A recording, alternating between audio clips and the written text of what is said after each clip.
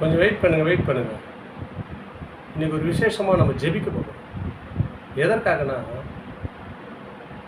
இந்த வீடியோ பார்க்குற இன்ஸ்டாகிராம் மூலிமா, யூடியூப் மூலிமா, ஃபேஸ்புக் மூலமா இந்த வீடியோ பார்த்து இந்த வசனத்தை கேட்குற குடும்பங்களில் அநேக போராட்டங்கள், அநேக பிரச்சனைகள் இருக்கலாம். ஆனாலும் எனக்கு தெரியாது, தேவன் அதை சுகப்படுத்துவார், விடுதலை கொடுக்க போகிறார். இதில் யாரெல்லாம் என்னோட கூட இந்த வீடியோ பார்க்குறீங்களோ, யார் குடும்பத்தில் என்னென்ன பிரச்சனை இருக்குதோ தேவன் அதை அறிவார். மனிதன் முகத்தை பார்க்குறான், தேவன் இருதயங்களை ஆராய்ந்து கொண்டிருக்கிறார். இப்பொழுது உங்கள் குடும்பங்களுக்காக நான் ஜெபிக்க போகிறேன்.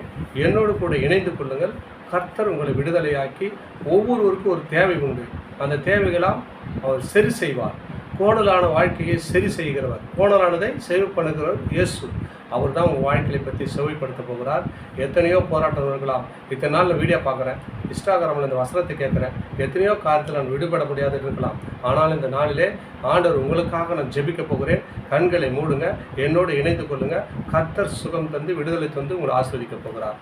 எங்கள் அன்பின் பரலோக பிதாவே, இயேசு கிறிஸ்து நாமத்தினாலே உங்களுடைய சமூகத்தில் வருகிறோம். தகப்பனே, நீ நல்லவர், வல்லவர், போதுமானவர், இரக்கத்தின் ஐஸ்வர்யம் உள்ளவரே, உங்களுக்கு ஸ்தோத்திரம்.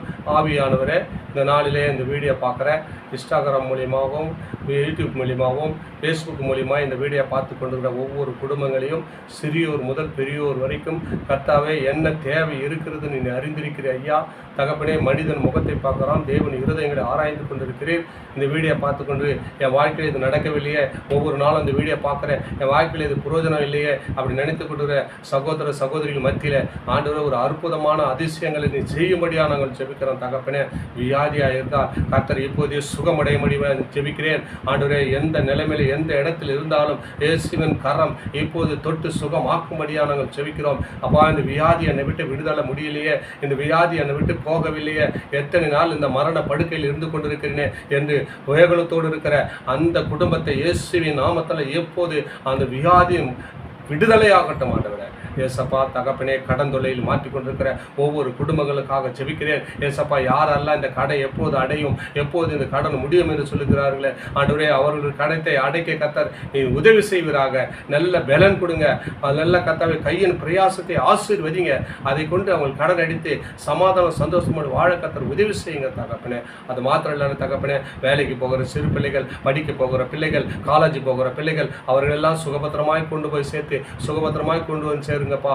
ஒவ்வொரு நாளும் நீ அற்புதமாக அதிசயமாய் ஜீவனோடு பாதுகாக்கிற நல்ல தகப்பனே, உமக்கு ஸ்தோத்திர ஐயா. இந்த வீடியோ பார்க்குற குடும்பங்களில் என்னென்ன காரியங்கள் இருக்குது எனக்கு தெரியாது. ஏசப்பா, நீ பூமியும் உலகத்தின் நிறைவும் கர்த்தருடையன்னு சொல்லிதப்பா. அந்த பூமியில் இருக்கிற ஜனங்கள் உம்முடையவர்கள் ஐயா. அவர்களுக்கு என்ன தேவையோ அதையெல்லாம் பூர்த்தி செய்து ஆசீர்வதிக்கும்படியாக நாங்கள் ஜெபிக்கிறோம். எல்லா பொல்லாப்பு மாய்களுக்கு விலக்குங்க, வியாதிக்கு தூரமாக்குங்க, சடுமோசத்துக்கு தூரமாக்குங்க, ஆசீர்வாதத்தை பெற்று அன்போடு வாழ உதவி செய்யுங்க. இயேசுவின் நாமத்தில் ஜெபிக்கிறோம் பிதாவே. ஆமென், ஆமென். God bless you.